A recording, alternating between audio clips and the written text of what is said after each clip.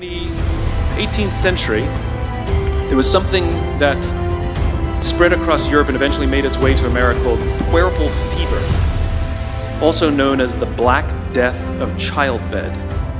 Basically what was happening is women were giving birth and they would die within 48 hours after giving birth. This Black Death of childbirth was the ravage of Europe, and it got worse and worse and worse over the course of over a century.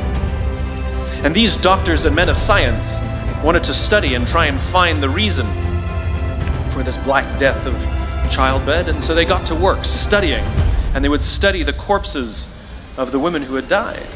And in the morning they would conduct autopsies, and then in the afternoon they would go and deliver babies and finish their rounds. And it wasn't until somewhere in the mid-1800s that Dr. Oliver Wendell Holmes realized that all of these doctors who were conducting autopsies in the morning weren't washing their hands before they delivered babies in the afternoon. And he pointed it out and said, "Guys, you're the problem."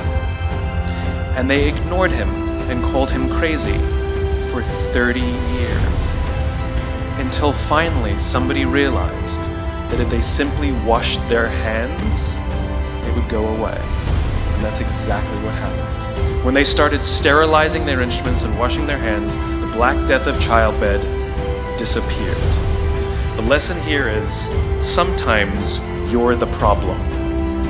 Take accountability for your actions. You can take all the credit in the world for the things that you do right, as long as you also take responsibility for the things you do wrong. It must be a balanced equation. You don't get it one way and not the other.